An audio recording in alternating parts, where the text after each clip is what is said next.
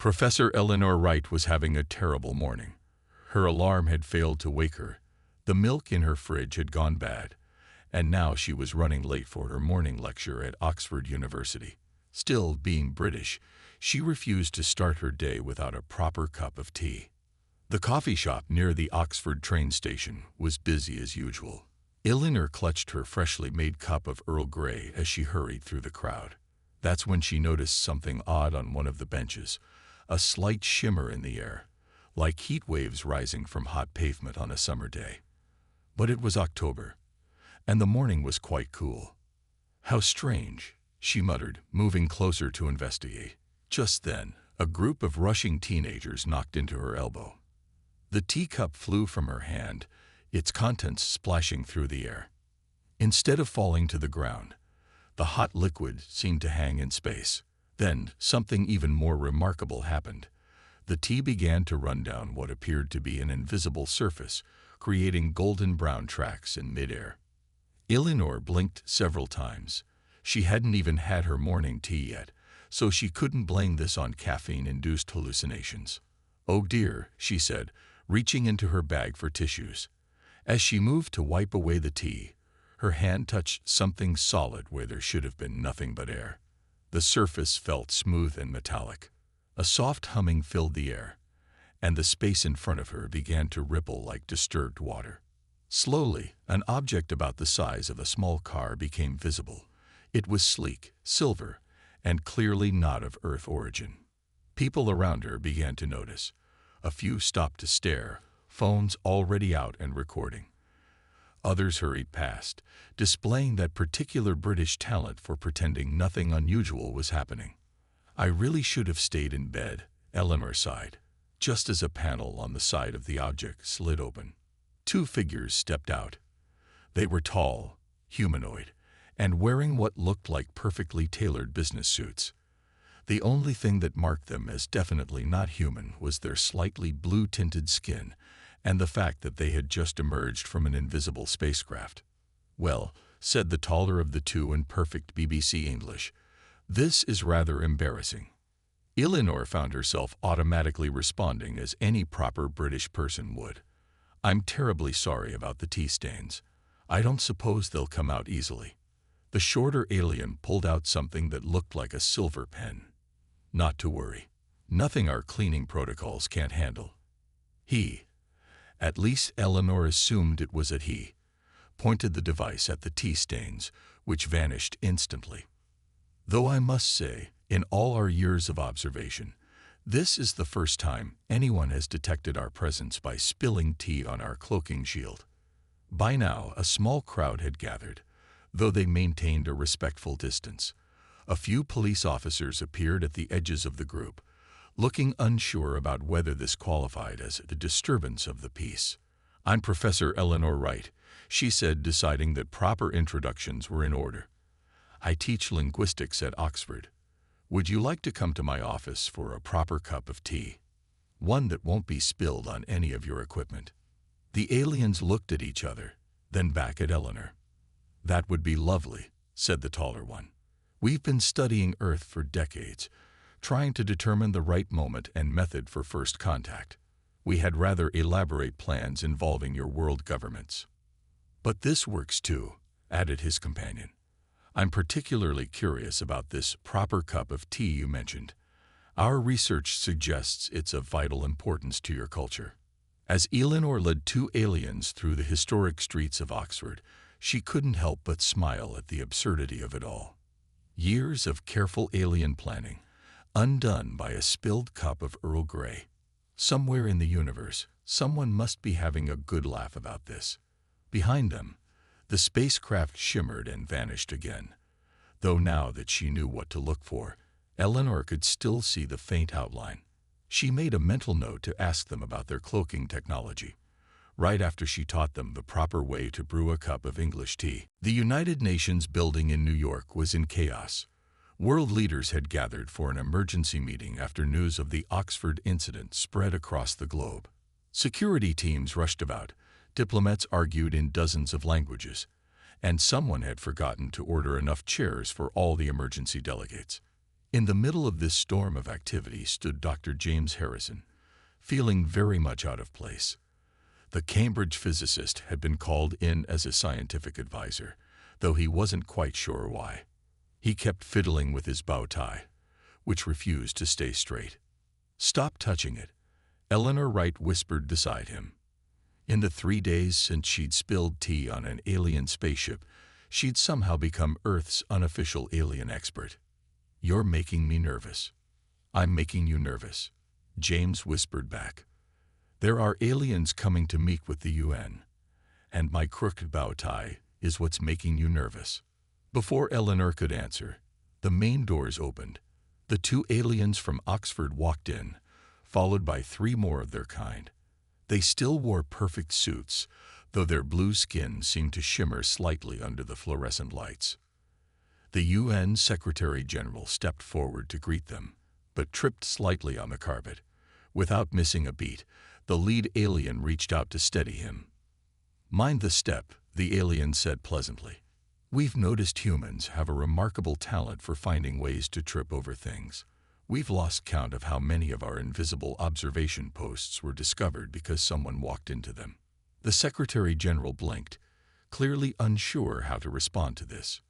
But James, who had a habit of speaking without thinking, piped up from his place in the crowd. "Oh, brilliant. That explains the dent in my garden shed. I thought I was going mad when I crashed into thin air while mowing the lawn last summer." The alien delegation turned to look at him. The lead alien's eyes widened in recognition.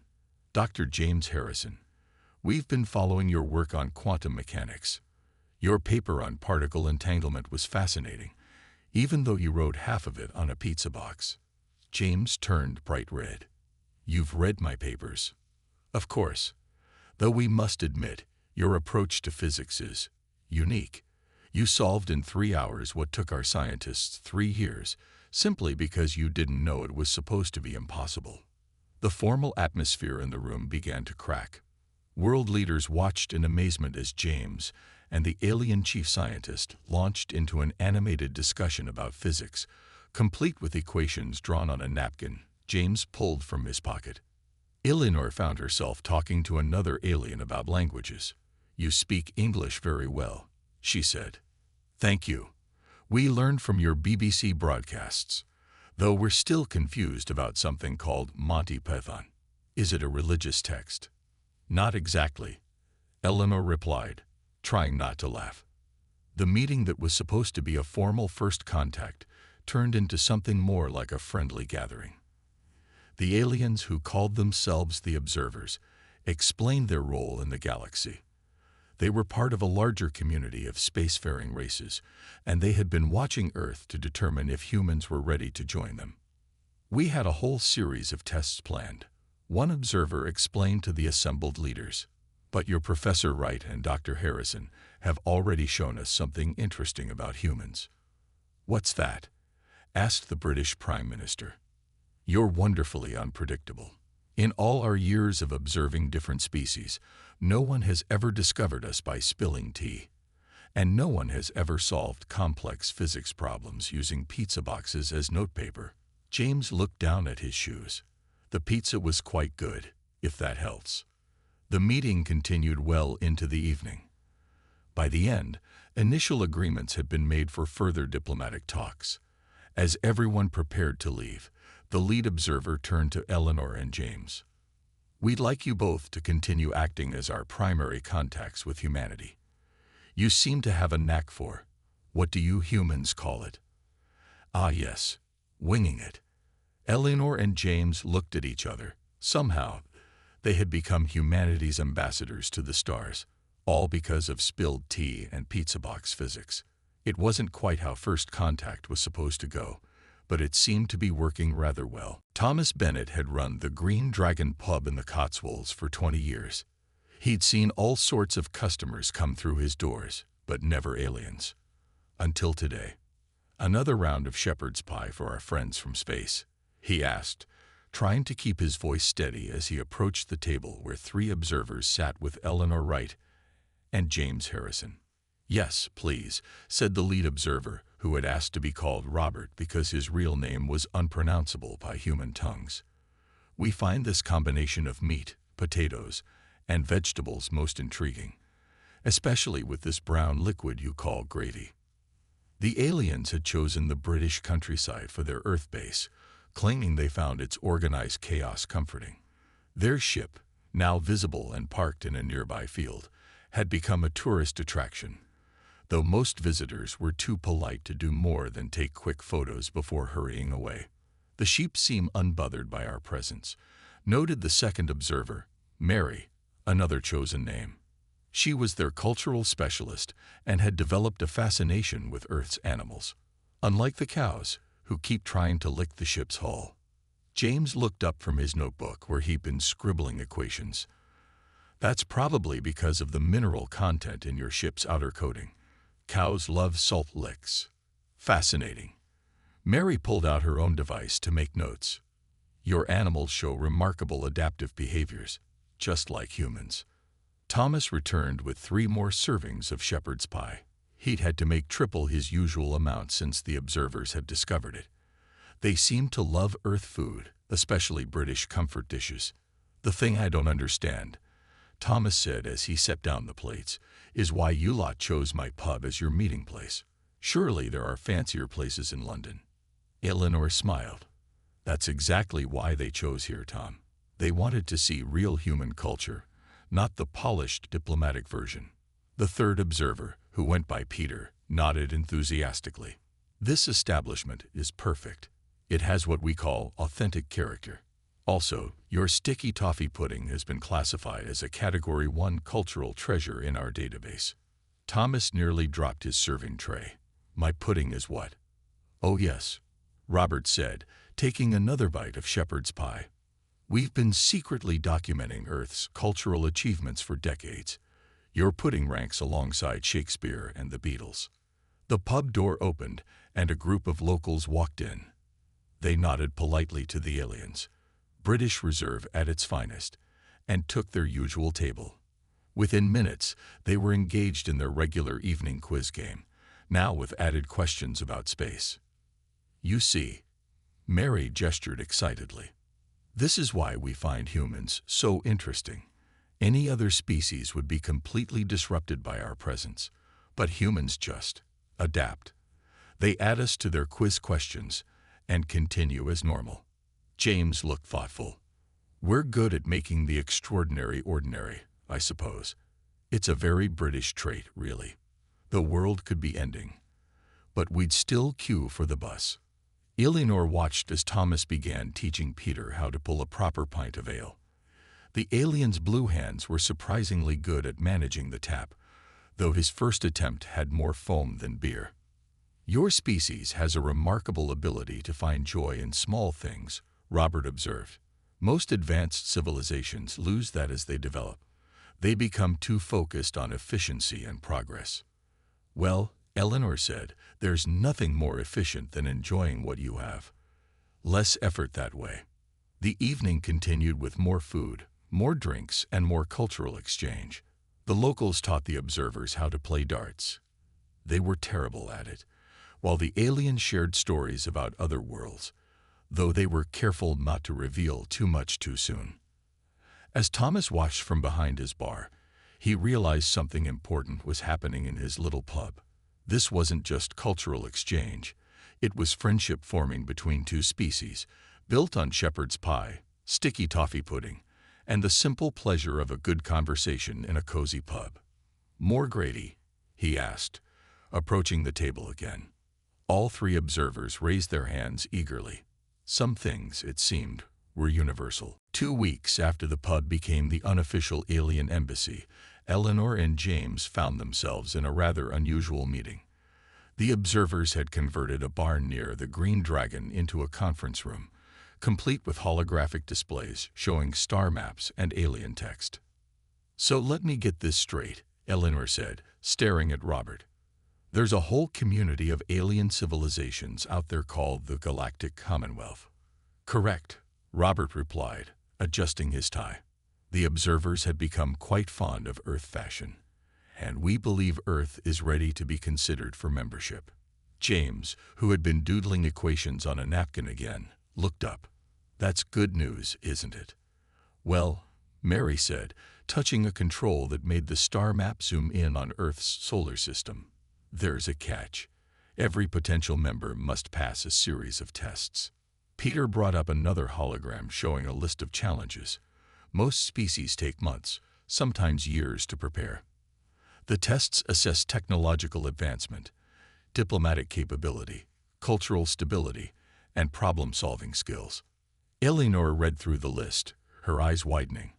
And how long do we have to prepare? The Commonwealth representatives will arrive in 1 week, Robert said. James dropped his pen. 1 week? But that's hardly any time at all. We know, Mary looked apologetic. It's unusually quick. But Earth's position in the galaxy makes it strategically important, and there's a Commonwealth Council meeting in 2 weeks. Eleanor stood up and walked to the holographic display. She studied the test requirements, then surprised everyone by laughing. What's so funny? James asked, nervously straightening his bow tie. Look at these tests, Eleanor pointed. They're expecting us to prepare formal presentations, rehearse diplomatic protocols, and demonstrate our most advanced technology. But that's not how we got this far, is it? The others looked at her blankly. Think about it, she continued. We made first contact because I spilled tea. We established diplomatic relations over shepherd's pie in a pub. And James here solved complex physics problems on the back of a pizza box. Maybe we shouldn't prepare at all. Robert blinked his large eyes. You want to. What's the human phrase? Wing it? Exactly. Eleanor smiled. That's what humans do best. We adapt, we improvise, we find unusual solutions. If we try to be too formal, too prepared, we won't be showing them the real Earth. James nodded slowly, getting excited. She's right. The Commonwealth wants to see if we're ready to join their community. Shouldn't we show them who we really are, rather than who we think they want us to be? Mary looked worried. But the tests are quite challenging. The last species that attempted them took 3 years to prepare, and they still failed. How did they fail? Eleanor asked. They couldn't adapt when unexpected problems arose during the tests, Peter explained. They kept trying to follow their prepared responses, even when those responses clearly weren't working. Eleanor grinned. Well, if there's one thing humans are good at, it's dealing with unexpected problems, usually by creating even more unexpected solutions. The observers huddled together, discussing in their own language. Finally, Robert turned back to the humans. Your suggestion goes against all standard protocols, he said.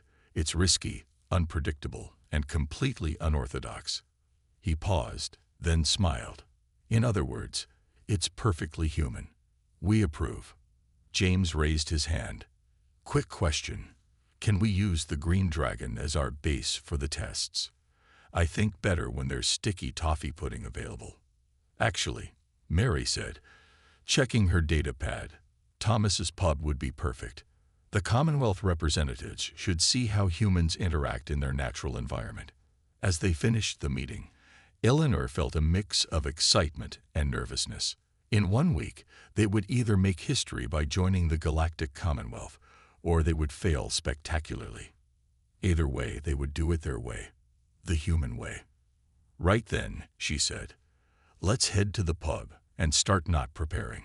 The observers looked confused, but followed along.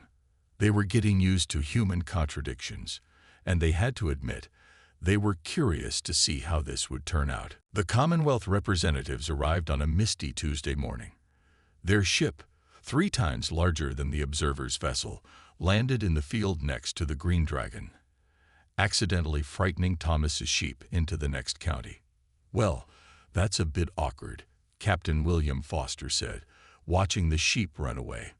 The Royal Navy officer had been assigned as military liaison, though no one had expected him to begin his duties by helping round up startled livestock. The Commonwealth delegation consisted of 5 different alien species. Their leader, A tall being with silver skin who introduced himself as the High Commissioner seemed puzzled by their greeting location. "This is your diplomatic facility?" he asked, looking at the pub's weathered sign. "Oh yes," Eleanor said cheerfully. "We find that good diplomacy happens best over good food. Please, come inside. Mind the low beam. Some of our buildings are quite old." The High Commissioner had to duck to enter, but his eyes widened with interest at the warm, cozy interior. Thomas had outdone himself, with fresh flowers on every table, and the smell of fresh-baked pies filling the air. "The first test," the High Commissioner announced once they were all seated, "is diplomatic protocol. We will present you with a series of complex cultural scenarios." Captain Foster, who had just returned from sheep herding with hay in his hair, spoke up. "Brilliant. I love scenarios. Quick question, though. Would anyone like a drink first? Only it's traditional to offer refreshments before business." The Commonwealth representatives looked startled. This wasn't in their testing procedure. "We do not consume nutrients during official functions," one of them said. "Oh, come now," Foster replied with a friendly smile. "That's no way to start a relationship. Thomas makes the best ale in 3 counties, and you haven't lived until you've tried his shepherd's pie." The High Commissioner frowned. "Captain Foster, you are disrupting the formal testing process." "Not at all, sir," Foster said, still smiling. "I'm demonstrating the most important diplomatic protocol we humans have, making our guests feel welcome. Robert, Mary, Peter, back me up here. Haven't you found that humans are at their best when everyone's comfortable?" The observers nodded enthusiastically. "It's true," Robert said. "Their informal approach has proven remarkably effective." "Besides," Foster continued, "if we're going to be discussing complex cultural scenarios, wouldn't it be better to experience our culture firsthand?" There was a long pause. Then, to everyone's surprise, the High Commissioner laughed. It was a strange, musical sound. In 3,000 years of conducting these tests, no species has ever suggested we simply enjoy ourselves first. They all follow our procedures exactly, even when those procedures make everyone uncomfortable. Thomas appeared with a tray of drinks and small meat pies. "Thought you might be hungry after your journey through space," he said, setting them down.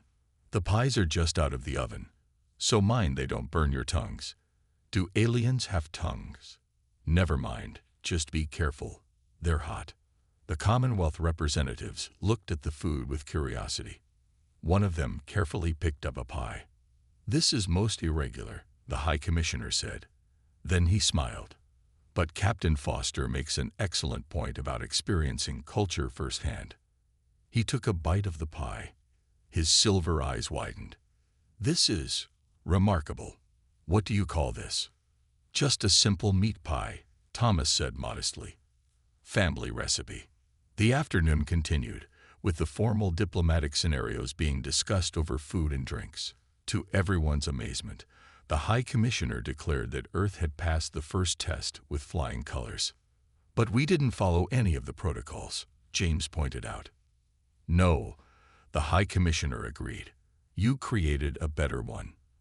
Instead of demonstrating diplomatic rules, you showed us real diplomacy in action.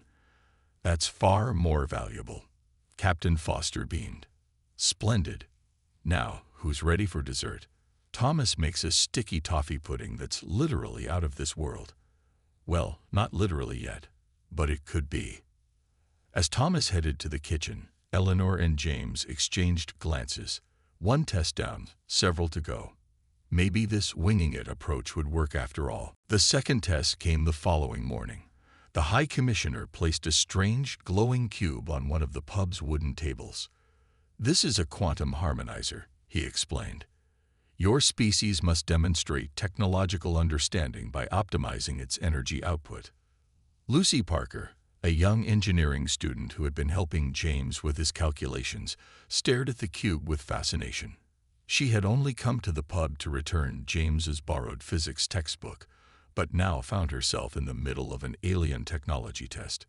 "It's quite cold in here this morning," she said, more to herself than anyone else.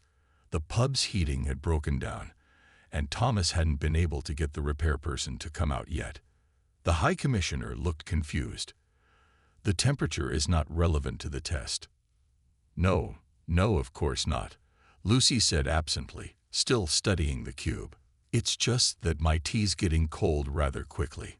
She placed her mug next to the cube, then blinked in surprise. Oh, that's interesting. James leaned forward. What is? The tea's staying warm. Actually, it's getting warmer. Lucy pulled out a notebook. The cube's giving off heat energy as a byproduct of its quantum operations. But look at these patterns on its surface. They're changing when my mug gets warmer. The Commonwealth representatives watched in bewilderment as Lucy began arranging more tea mugs around the cube. She borrowed Eleanor's phone and set up its camera to record the pattern changes. Fascinating, she exclaimed after a few minutes. The cube adjusts its energy output based on the thermal feedback from its environment. It's like a conversation. The more heat is absorbed by the mugs, the more the cube adjusts its patterns to maintain optimal efficiency. That's correct, one of the Commonwealth scientists said, sounding surprised. But how did you reach this conclusion using beverages? Lucy shrugged. Well, I needed to keep the tea warm, and the cube seemed like it might help. Then I noticed it was responding to the temperature changes. Simple cause and effect. Really. But this is a highly sophisticated piece of technology. Another representative protested. It's meant to be studied with advanced scientific equipment. Sometimes the simple way works best, James said, grinning. Besides, what's more advanced than a proper cup of tea? The High Commissioner was quickly tapping notes into his device. You discovered the cube's primary function, environmental energy optimization, in under 10 minutes, using only beverage containers. Previous species took days of careful analysis with complex equipment. Well, Lucy said modestly, I just wanted to solve the immediate problem. Cold tea is terrible. Thomas, who had been watching from behind the bar, called out, Does this mean we can use that cube thing to heat the pub until the repair person comes? The High Commissioner looked scandalized. This is a highly advanced piece of alien technology. Yes, Eleanor cut in. And Lucy just proved it's perfect for maintaining optimal environmental conditions. Isn't using technology to solve real problems the best way to demonstrate understanding of it? There was a long pause as the Commonwealth representatives discussed among themselves. Finally, the High Commissioner turned back to the group. Once again, you have approached this test in a completely unexpected way. Instead of treating the quantum harmonizer as an abstract scientific challenge, you immediately found a practical application. This is most irregular. Did we pass? Lucy asked hopefully. Pass. The High Commissioner's silver skin seemed to shimmer with amusement. You've discovered an entirely new way of calibrating the device using thermal feedback loops. Our scientists will be studying your tea mug method for years. As the High Commissioner declared the second test successfully completed, Thomas started serving hot tea to everyone. The pub was noticeably warmer now, thanks to the quantum harmonizer. 2 tests down, James said to Eleanor. Who knew that bad heating and a love of tea would help us pass an alien technology exam? Eleanor smiled. At this rate, we might actually pull this off. What's the next test? Problem solving, Lucy said, reading from the Commonwealth's list. That should be interesting. Don't worry, Thomas called from the bar. If all else fails, we can solve it over a nice cup of tea. The mood in the Green Dragon was tense. The High Commissioner had just presented their final test, and for once, no one was touching their tea. A dying world. Eleanor repeated, staring at the holographic image floating above their usual table. It showed a planet with vast brown patches where there should have been green. And we have to help save it. Correct, the High Commissioner said. The planet Kepler 186 is experiencing rapid environmental collapse. Multiple species have tried to solve this crisis. None have succeeded. James adjusted his bow tie nervously. And you want us to solve it? Us specifically. Your team has shown unusual aptitude for finding simple solutions to complex problems. The High Commissioner replied, "Perhaps you will see something others have missed." Captain Foster, who had stayed on as their military advisor, studied the hologram carefully. "Those brown patches, they remind me of the drought we had in Yorkshire last summer." Lucy Parker, still riding high from her quantum harmonizer success, was scribbling calculations on a napkin. "The atmospheric readings are similar to Earth's industrial period. Look at these carbon levels." Other species have proposed massive technological interventions. One of the Commonwealth scientists explained: orbital mirrors, atmospheric processors, planetary-scale environmental systems. Thomas, who had been quietly listening while polishing glasses, spoke up. "Sounds like they're making it too complicated. Sometimes the simple fixes work best." Eleanor snapped her fingers. "That's it. We're thinking too big." "Thomas, remember last month when you helped save Mrs. Henderson's garden during the dry spell?" "Sure." Thomas shrugged. "Just used some old tricks my grandmother taught me. Companion planting, water conservation, that sort of thing." The High Commissioner looked puzzled. "What is companion planting?" For the next hour, the team explained basic Earth agricultural practices to the amazed aliens. Lucy connected her findings about atmospheric carbon to Earth's own environmental movements. James calculated how these simple solutions could scale up to planetary levels. So instead of building massive machines, Eleanor summarized, "We start small. Introduce Earth-style sustainable farming methods. Plant trees that work well together. Use natural water management systems. Like my grandmother's garden." Thomas added, "Just bigger." Captain Foster nodded enthusiastically. "And we can use those quantum harmonizers Lucy figured out to help regulate local temperatures while the new ecosystems establish themselves." The Commonwealth representatives huddled together, discussing rapidly in their various languages. Finally, the High Commissioner turned back to the group. "Your solution is—" He paused, as if hardly believing what he was about to say. "Elegantly simple. No advanced technology. No massive engineering projects. Just plants working together. Nature usually knows best," Lucy said. "We just need to help it along a bit." "And you believe this will work?" The High Commissioner seemed skeptical. "It already has," Eleanor replied. "Earth faced similar problems during our industrial period. We're still working on it, but these methods have helped restore many damaged ecosystems. Plus," James added, "it's sustainable. Once the natural systems are in place, they'll maintain themselves. No need for constant technological intervention." The High Commissioner was quiet for a long moment. Then he smiled. A proper, human-style smile he must have learned from watching them. "Once again, you have found an unexpected solution. While other species look to create complex new systems, you suggested returning to basic natural principles." He stood up formally. "Earth has passed the final test." A cheer went up around the pub. Even the regular customers, who had gotten used to alien presence by now, joined in the celebration. "I think," Thomas said, heading to the bar, "this calls for a special toast. I've been saving a bottle of champagne for a proper occasion." As Thomas poured the drinks, Eleanor looked around at their unlikely team. A pub owner, a professor, a physicist, a Navy captain, and a young engineering student. Somehow, they had helped Earth pass its greatest test yet. To simple solutions, she raised her glass.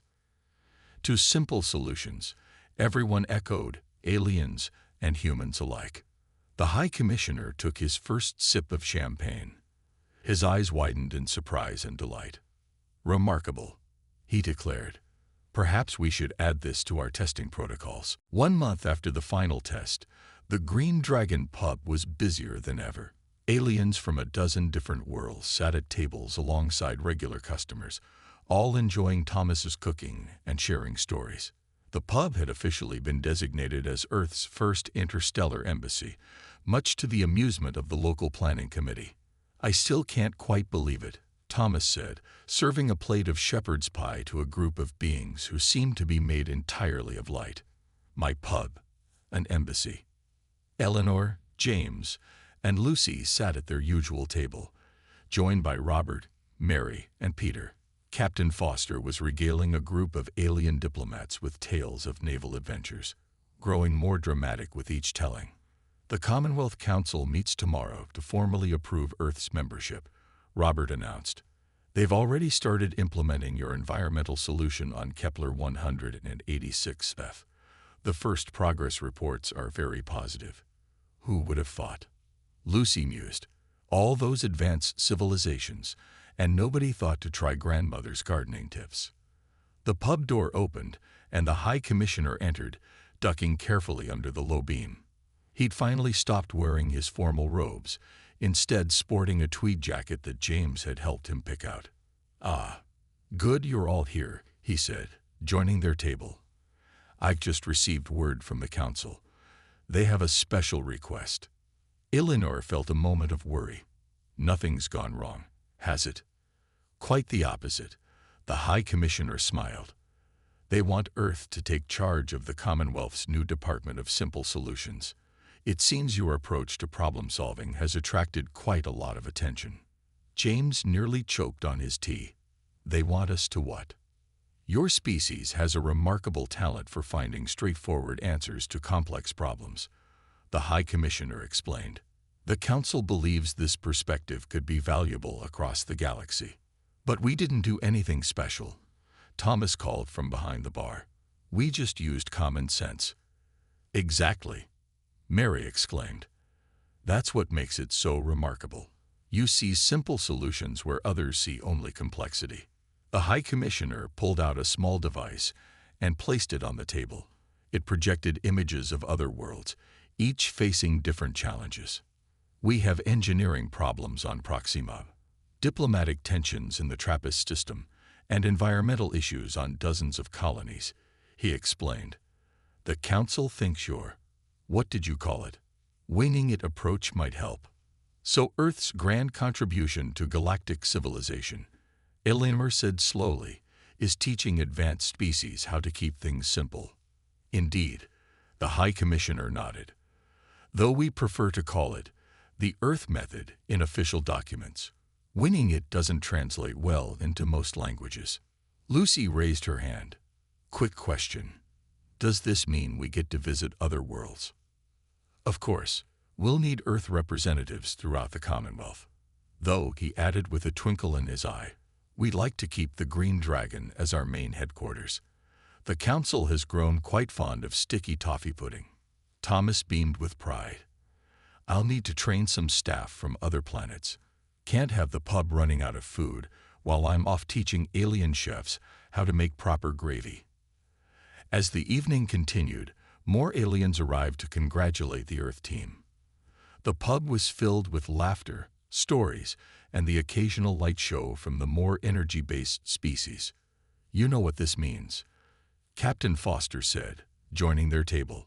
Humanity's greatest achievement in space wasn't our technology or our science. It was our ability to solve problems over a pint and a good meal. Eleanor looked around at the incredible scene. Aliens and humans chatting like old friends, sharing food and drinks, solving galaxy-wide problems with simple solutions. First contact had happened because she spilled tea, and now Earth was joining the galactic community because they all refused to overcomplicate things.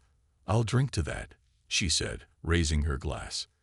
To humanity's grand contribution to the galaxy, keeping it simple. To keeping it simple. The whole pub echoed, voices both human and alien joining in the toast. Above the pub, stars twinkled in the night sky. But now, they weren't just distant lights. They were new friends, new adventures, and new problems to solve, preferably over a nice cup of tea.